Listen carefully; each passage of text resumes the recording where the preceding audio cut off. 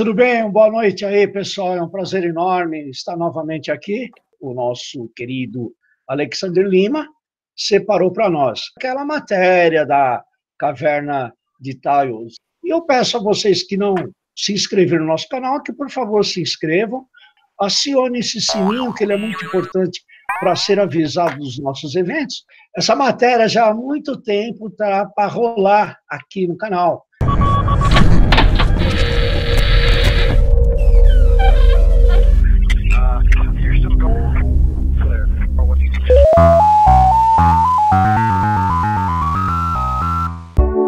Bom, gente, de qualquer forma, acho que é um assunto interessante, a gente poderia trazer, tem muita coisa para falar a respeito sobre esse assunto, né? O assunto ele é bastante extenso, são muitas peças, o Alê mesmo, ele tem aí um acervo muito grande de fotografia dessas peças. Então, aí começa o Odisseia chamado Stanley Hall, né? O arquiteto que ajudou na expedição de 76, a expedição da Inglaterra junto com os Estados Unidos e com o Equador, né? Segundo consta, o Eric não teria entrado na caverna, ele pegou as informações do Padre Crespi, né? E o Padre Crespi deu as fotografias dos artefatos arqueológicos e com isso nasceu aí o livro aí da época, né? O Sr. Hall, ele na verdade ele tá junto com o Juan Morix. O Juan Morix é um personagem que entra, que é amigo do Stanley Hall, e daí os dois começam a saga junto aí, né? O Morix pro Hall, né? Sr. Hall, esqueça Eric von Däniken. Os seus livros do Ouro dos Deuses, a melhor história é em você, e você decide se quer escrevê-la ou não. Eu vou te ajudar. Juan Morix, 1923 a 91. Então aí começa a grande história de Tiles aí junto com essa dupla, e que posteriormente vai entrar outros personagens na história, né? Mas eles são os pivôs aí da história. Aí uma imagem fantástica dessa caverna extraordinária. E agora sim nós começamos na expedição de 76, né? Contou com um apoio extraordinário não só de cientistas, como médicos e militares, e foi uma expedição assim fantástica, digna assim daquelas coisas de Hollywood e tal. Então aí você vê, né, o acampamento, a equipe médica da época, alguns militares aí. Essa foto eu colori, essa foto é preto e branco, né? Usei os recursos aqui e colori essa foto, só para dar mais destaque. E você vê, né, eles carregando os mapas e tudo mais, a corda e tal. Aqui tá uma tiragem do jornal da época. Aí ele comenta no jornal: o astronauta vai à caverna dos Tiles. O que acontece? Quando entra os Estados Unidos na brincadeira, o Armstrong entrou na jogada, porque o Armstrong ele era um entusiasta das coisas misteriosas. Pensem vocês que ele não gostava, muito pelo contrário, ele era um cara que era extremamente, vamos dizer, fanático por esse tipo de assunto. A viagem dele na Lua, tanto com a parte científica, que, claro, obviamente envolveu isso, mas ele também tinha um fascínio pelo desconhecido, pelo misterioso. Tanto é que ele foi viajar para o Uruguai, onde ele ficou numa pensão famosa no Uruguai, que era um amigo dele, que cedia a chave da casa para ele ficar tentando ver UFO lá no Uruguai. Essa região é um lugar lá que diz que aparecia muitos UFOs e tal, era famoso essa região, e ele ia muito para o Uruguai para tentar ver UFO. Então o Armstrong sempre foi ligado a esse tipo de assunto.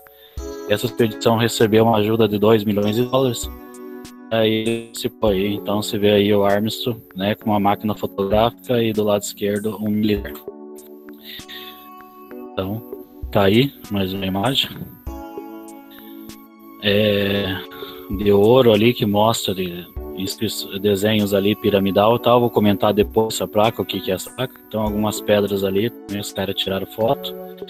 Aqui você vê o helicóptero, né, e alguns personagens aí, Hall, Maxwell e Dr. Penha. Dr. Penha era um advogado também.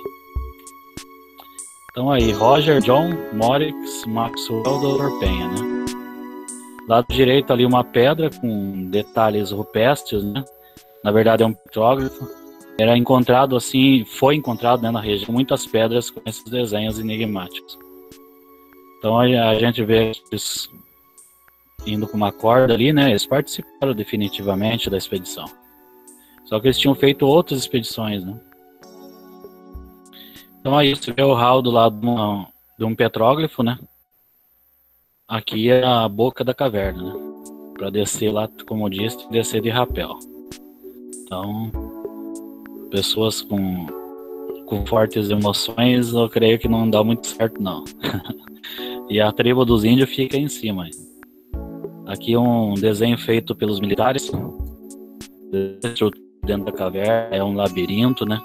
E essa caverna, ela aí só mostra o que foi explorado.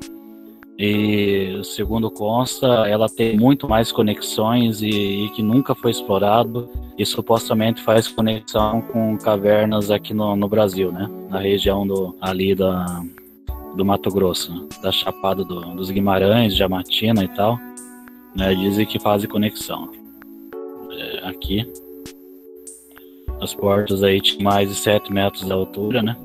Esse é um padre, tem até um nome meio engraçado aí, chamava Pedro Porras, o nome dele. Aqui tá o Armstrong se apoiando numa pedra aí que mais parece que tirou do filme do Alien, o Oitavo Passageiro. Atualmente o padre Pedro, né, segurando aí um artefato arqueológico.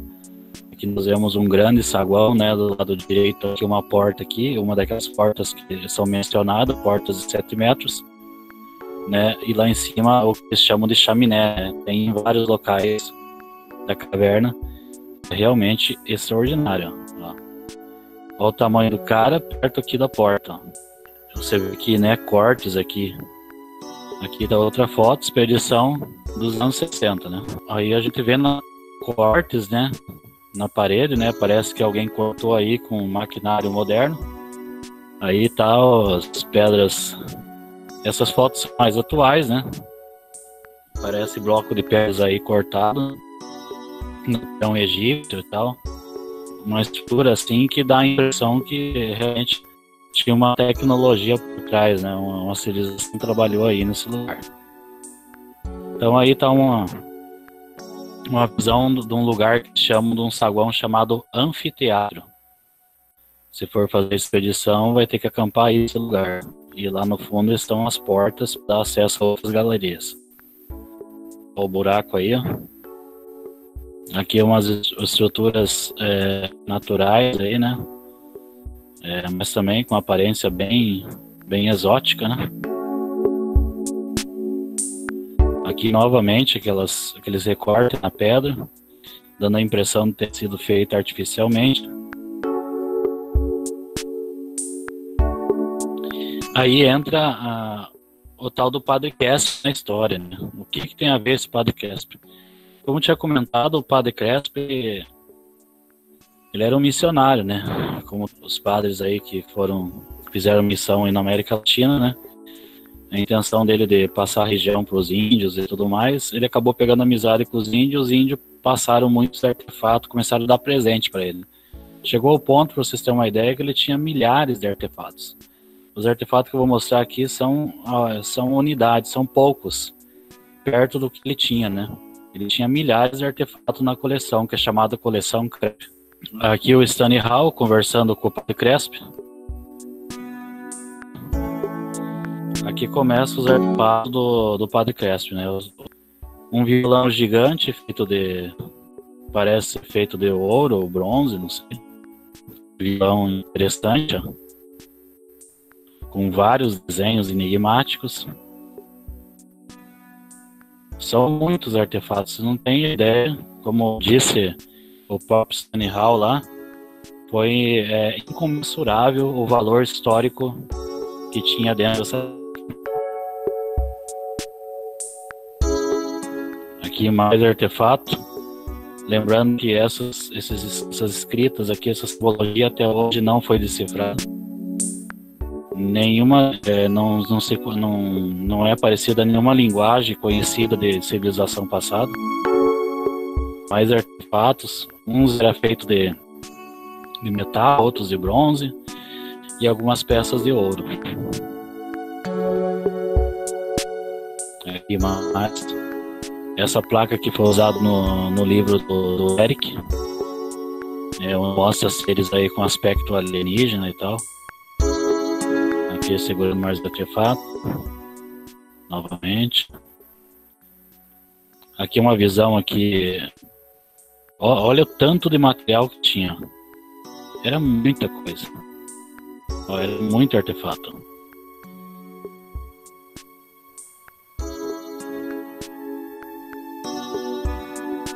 Aqui uma coroa gigante. Essa coroa, segundo a medida que pescadores fizeram, baseado na cabeça do Padre Crespo, equivalia a um gigante de cerca de 4 a 4,5 metros de altura.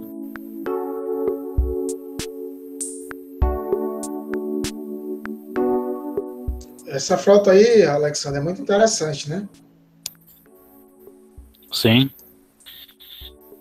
Toda a coleção que tinha dos artefatos para o governo equatoriano. E foi vendido não sei quantos milhões de libras. 3 milhões, alguma coisa assim.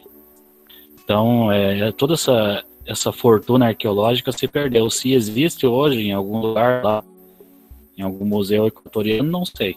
Não sei dizer, mas a maioria se perdeu, né? Com certeza está no mercado negro. Né? Aqui um pesquisador que teve amizade com o Padre Crespo, chamado Gabriele Baraldi. Né? Ele era o defensor da criação de um túnel, né, que tivesse acesso ao oceano e que poderia passar as embarcações e fazer uma conexão aí, utilizando a caverna como passagem, né? E ele também é defensor de várias coisas, né? Como, por exemplo, essa aqui, né? É a peça fantástica que estava em mão do padre, né? Você vê uma peça dessa extraordinária, porque ela mostra coisas que não pertencem ao mundo do Equador, e muito menos da Amazônia, e muito menos a gente falar do resto da América Latina aqui, né? A pirâmide do tipo egípcia, né? Então, Baraldi explica que essa pirâmide, ela traz uma lembrança de milhares de anos. Ele diz que tratou-se de uma gigantesca erupção vulcânica, né? Que partiu pela metade e cobriu o grande território com lava. Daí no ápice da pirâmide ele diz que simboliza o sol da Terra, né? E que significava aí o vulcão ativo. Os moradores diziam que pertenceu ao império da constelação do Cão Menor, o parente do império da constelação chamado Puma e o Cão Maior também. Conforme interpretações escritas com base na pirâmide, a destruição alcançou o império da constelação da Cruz do Sul, cujos moradores imploraram a mãe branca da lua que limpasse com água e fogo a fumaça que cobria os astros. O cataclisma, segundo Baraldi, supõe o extermínio de uma civilização inteira. Então, você vê do lado direito e esquerdo gatos, né? E as serpentes, que faz jus aí ao mundo egípcio, esses gatos aí também. E gato também faz referência a um ser chamado Siriano, né? Um ser extraterrestre de aparência felina, descrito aí na morfologia, dentro da ufologia. Então você vê aí essa placa aqui, ela é extraordinária. Para mim, ela é uma das peças mais extraordinárias que eu vi, porque nós vemos aqui seres enigmáticos com aparência extraterrestre, né? Não tem nada assim de tipo assim você lembrar um aborígene e tal. São seres assim que lembram assim, parece estar vendo aqueles, digamos assim, desenho de fantasma e tal, uns seres bem estranhos. E você vê nessas 3 placas coisas assim fantásticas. Você vê um ser que dá a impressão de ser um braquiossauro, né? Dá a impressão de ser aí algum tipo de dinossauro.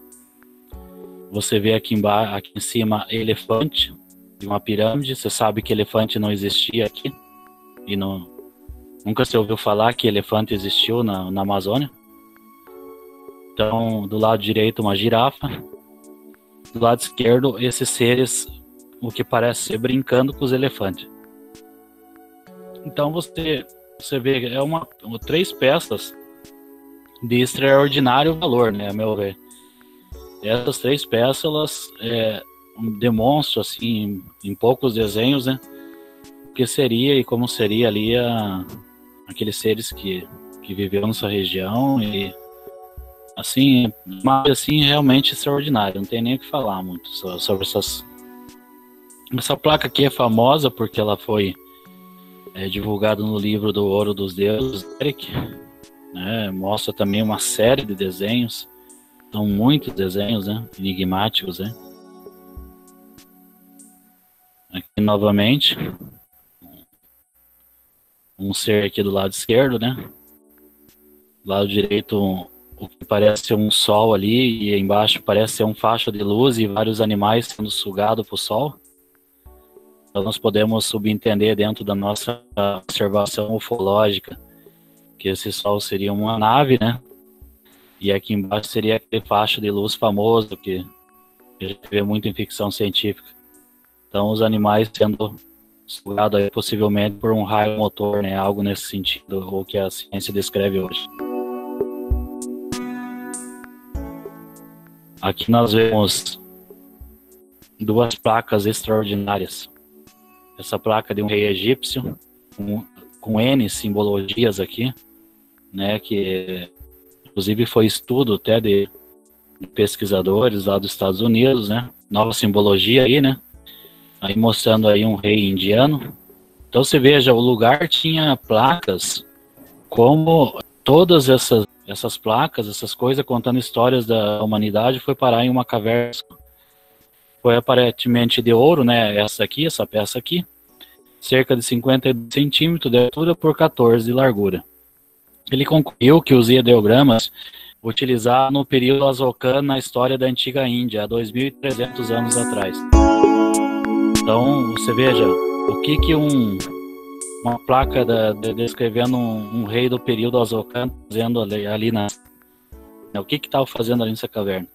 Então você veja que a história em si do mundo, ela é muito mal contada, né? Nós temos muito que aprender e entender o que aconteceu com tudo isso, né? Então, 4 anos mais tarde, o Dr. Barry Fell, professor da biologia da Universidade de Harvard, identificou 12 signos de uma imagem em questão, que são empregados signos do zodíaco, bem como considerando que esses objetos encontrados no Equador não era razoável para dar pelo menos um benefício da dúvida para a biblioteca de Morex. Aí faz um comentário, né, sobre isso, né? Então, aí vocês vejam que não é porque que atraiu a atenção de caçadores de mistérios do mundo inteiro, né? Isso aí não foi à toa, isso aí mexeu com o planeta inteiro na época, e muita gente foi da essa caverna, não foi pouco não.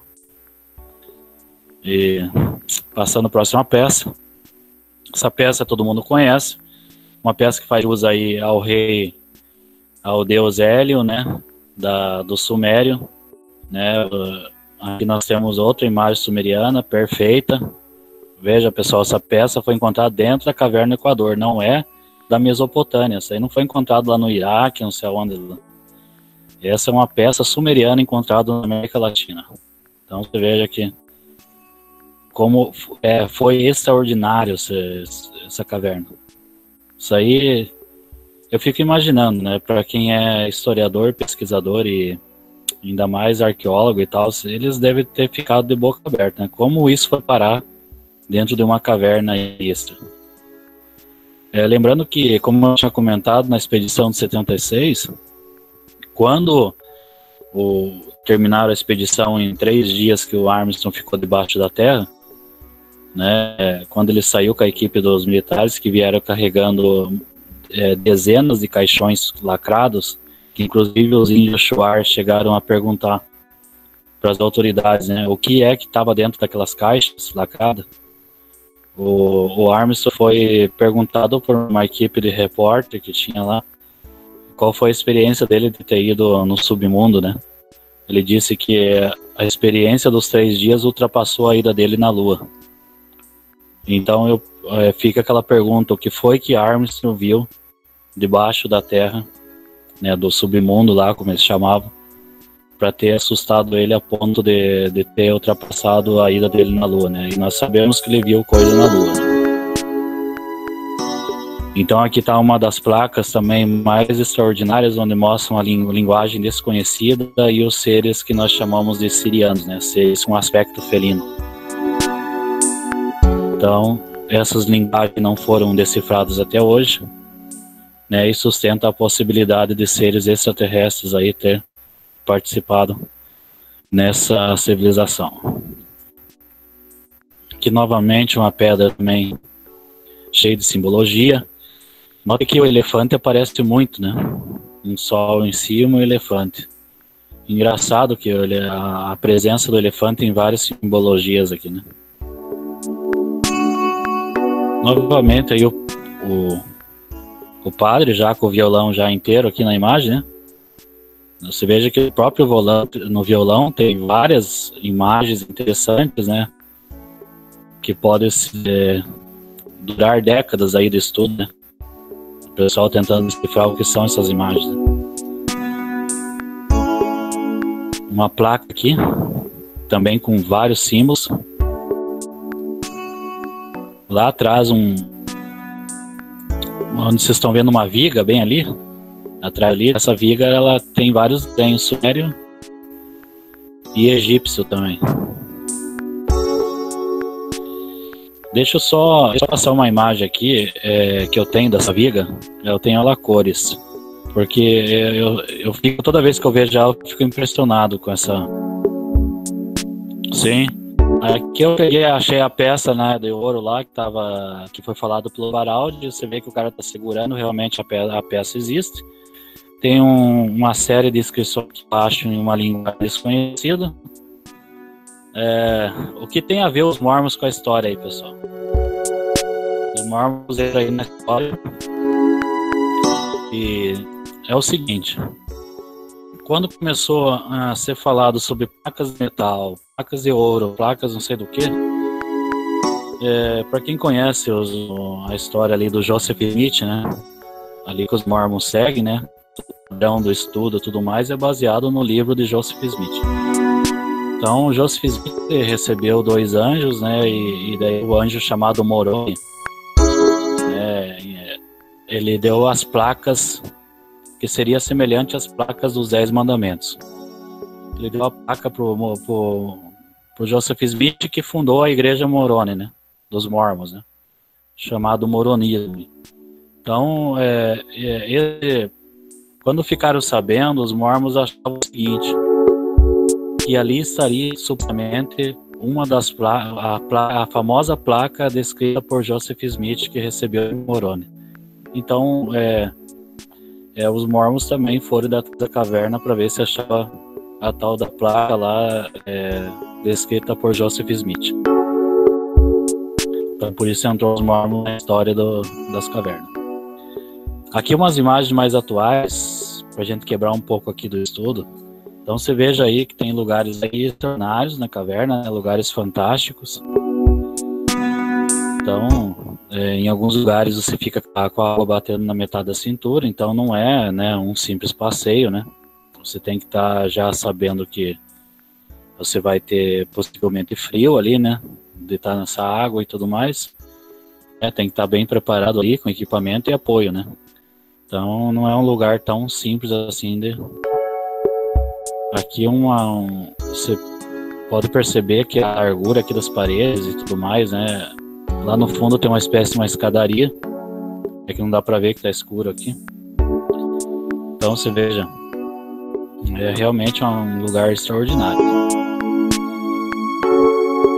Aí, aqui você vê algumas imagens aqui, né? Rua Morix, Stanley Hall. Uma reunião ali, né, lá em cima, Armstrong, né? Aqui embaixo a Bibiana Brisson, né? A Bibiana Brisson, ela é uma pesquisadora da Argentina, porque entra na história agora um cara chamado Julio Goyaguado, que é um espeleólogo argentino. Quando ficaram sabendo sobre o assunto de Tiles, esse espeleólogo chamado Aguado, vou chamar de Aguado, né, que é o sobrenome, ele foi para lá e conheceu o Morix, conheceu o Stanley Hall, e ele ficou tipo, perambulando lá junto com os caras, tentando descobrir as coisas, porque, como eu falei, esse assunto chamou a atenção do mundo, né? Então ele foi lá, e ele era um personagem na história de todo aconteceu com o Morix e tudo mais lá com o Stanislaw. Ele, o Aguado aí da Argentina, ele era um cara que tinha muito conhecimento do que aconteceu nessas histórias que a gente ouve falar, né? Então ele fez junto com os caras, né? Então boa parte do que a gente sabe hoje, ele chegou aqui até a escrever um livro. Daí o que acontece? Nesta carta aqui, ó, específica, é uma carta original, tá? Essa carta é original. Ela tá aí numa resolução baixa, mas aqui no meu computador tá numa resolução boa. E essa carta, ela faz referência ao tal do esqueleto gigante encontrado de quase 7 metros de altura. Então, esse documento, ele é uma das evidências físicas que revelam que eles teriam encontrado realmente esse esqueleto e as câmaras lá com mesas gigantes e tudo mais, que esse aí é uma outra ala da caverna, onde não foi na expedição de 76, já bem claro para vocês. Porque essa passagem para esses outros lugares, onde teria a biblioteca de metal, onde teria a tal do livro de cristal e tudo mais, os livros translúcidos, esse daí não foi na expedição dos militares de 76, daí foi uma expedição feita por Juan Morix, Stanley Hall, junto com os índios e tudo mais. Então, aí que vem outra questão, porque Juan Morix e Stanley Hall que acompanharam os militares de 76, eles não mostraram a outra entrada, porque eles queriam preservar. Stanley Hall queria ficar famoso, né, o escocês ali, o engenheiro, né, fazendo mineração ali na montanha, ali na região, ali perto do rio, né. E o Morix não, o Morix dizia o seguinte, que a segunda entrada da caverna deveria ser lacrada e não mostrada ao mundo, né. Então é onde estaria a tal das bibliotecas de valor descomunal aí para a humanidade. Então essa carta aí faz referência ao achado do esqueleto, né, gigante. Aí esse cara aqui chamado Klaus Dona, né, escreveu esse livro aí. Ele deu uma palestra na França, onde ele apresentou um fragmento desse esqueleto gigante. E eu não sei se você quer passar o vídeo, só um pedacinho, o pessoal ter uma ideia que realmente aconteceu essa palestra. Ô, Edinel, pode ser. Um pedacinho aí para o pessoal ter uma ideia. Tá. Sim, pessoal, para vocês verem que envolve muitos personagens, envolve, infelizmente, eu não gosto de falar, mas envolve conspiração, não só de material arqueológico, como também de pessoas, porque, segundo consta aí as histórias, uma expedição nos anos 60 desapareceu dentro da caverna, não se ouviu mais falar sobre essa expedição. Tá aqui, ó. Então o Dona Cláudia, ele apresentou aqui conferência internacional, né, que envolveu aí vários cientistas. Ele apresentou a descoberta no Equador do esqueleto gigante.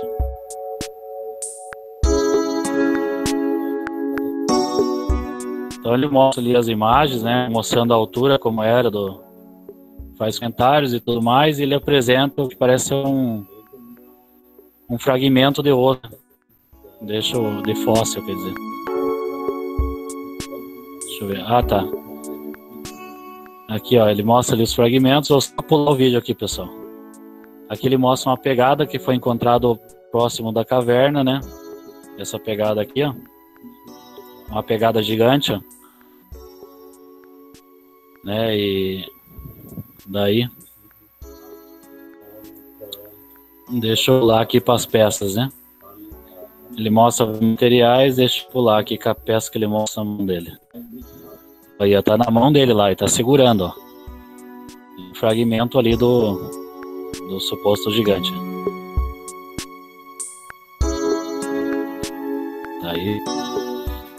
Agora eu vou passar aqui para a representação que eles fizeram, né? Deixa eu ver se é nesse. Na segunda parte. Deixa eu só pular aqui o vídeo para vocês verem. Só que eu não vou dar não, só para vocês terem uma ideia. Ele fez um uma palestra extraordinária, esse cara. Ela não tem tradução em português, ela não tem legenda, não tem nada. Deixa eu mostrar aqui o esqueleto. Aqui, ó. Então tá aí, ó. Tá mostrando a imagem. Creio eu, né? Posso estar enganado. Eu acredito que aquele esqueleto ali foi só uma representação que eles fizeram, né? Para dar a ideia de como era a altura dele. Eu acredito que não seja, vamos dizer assim, um esqueleto verdadeiro. Bom, eu acho, né? Eu não estudei a fundo para saber se essa imagem que mostra ali realmente é do esqueleto verdadeiro, mas ele está fazendo referência aos achados lá da caverna. Bom, voltando aqui para continuar aqui a história.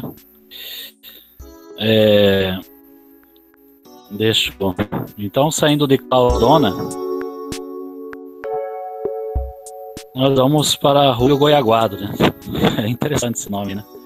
Amigo de Juan Mórix, ou puxa-saco, né, de Juan Mórix. Dá pra falar mal aí, porque o homem já faleceu. Já. Então, ele era, aí, ó, não desgrudava de Juan Mórix, né, porque sabia que o Juan Mórix era o detentor do conhecimento de Taios, né, junto, amigo aí íntimo do Stanley Hall. Aí, posteriormente, ele escreveu um livro aí, né, um livro aí, ó, Julio Goiaguado. E aqui a entrevista aqui com o Javier Stagnaro, um cara de uma rádio lá da Argentina, né? A última entrevista dele, antes dele morrer aí em um acidente de trânsito. Aí, em 2007, foi organizado juntamente com a Débora Goldstern, responsável pelo blog Crônicas do Metrô, e com o convidado especial, o senhor Guilherme Guerrero, que foi que escreveu esse livro aqui, Do Lírico ao Profundo. Então, ele foi o biógrafo da história de Julio Goiaguado, do espeleólogo, e uma palestra pública expôs pela primeira vez a placa de cobre da lendária Caverna de Taios. Então, aqui foi a reunião na Rosa Cruz, né? Rosa Cruz, quem não sabe, da maçonaria aí, Rosa Cruz lá da Argentina. E aqui tá Gustavo Fernandes, Débora Goldstern e Guilherme Guerrero. Do lado direito o Guilherme, a Débora no meio, e do lado esquerdo o Gustavo Fernandes. Aqui eles estão apresentando a placa, né? Isso aí foi no ano de 2007, então, ou seja, não é muito longe. Então quer dizer que nós temos provas arqueológicas disso. Foi apresentado lá pro pessoal. Aqui está a Débora Stern apresentando uma das placas de Taios, né? A gente vê que ela está assim bem envelhecida, né? Claro, né? Devido aí ao tempo e tudo mais. Não sei se estava no ar livre, ou né? Não foi guardado de forma adequada, né? Mas parece que está bem gasto. Assim. Bom, pessoal, terminando aqui, quero deixar a imagem final aqui do Padre Crespi, que foi um personagem fundamental para toda essa história ter vindo a público, para nós sabermos da existência desses artefatos extraordinários que vislumbraram assim a possibilidade da gente poder remontar nossa história perdida, né, que infelizmente se perdeu aí, por conta não só de política interna do Equador, como também de intenções maléficas aí de seres humanos que tenham o poder nas mãos, né? Então a gente não sabe até que ponto e onde foi parar essas peças, né? Mas o fato fica, e a caverna até hoje ela pode ser visitada, pode ir com guia e tudo mais, né? E o guia que eu pesquisei, ele cobra $300 por pessoa para ficar os 3 dias lá, né? Que possivelmente só vai ficar mais que 3 dias. Então, todo o apoio logístico e tudo mais, quem quiser se aventurar essa caverna, tem como ir hoje em dia, né? E aqui é o fim, né? Eu acho que fica aí esse assunto extraordinário, e quem quiser fazer um comentário aí, fica à vontade, pessoal. Aqui quem fala é Alexander, deixo aí para vocês. Valeu, um abraço. Maravilha, Ale. Muito bom. Muito boa a sua apresentação. Espero que todo mundo tenha gostado. Foi uma apresentação rápida, que é claro que se for entrar em muitos detalhes, vai precisar de muitas horas para poder falar a respeito. Agora é o seguinte, eu gostaria de aproveitar e deixar aí agora... Viu? Eu vou compartilhar aqui o negócio só para finalizar, que eu acho que é interessante, porque a gente vai mostrando imagem fixa de fotográfica, mas tem gente que pode perguntar, tem vídeo? Tem vídeo mostrando o Padre Crespo e toda a sua coleção, né? Então eu vou mostrar um vídeo aqui que ainda está disponível na web. Então eu agradeço a cada um, a Lê, e eu mando um abraço a todos e um beijo no coração de cada um de vocês, gente. E amanhã eu acho que tem mais, hein? Tá? Abraço.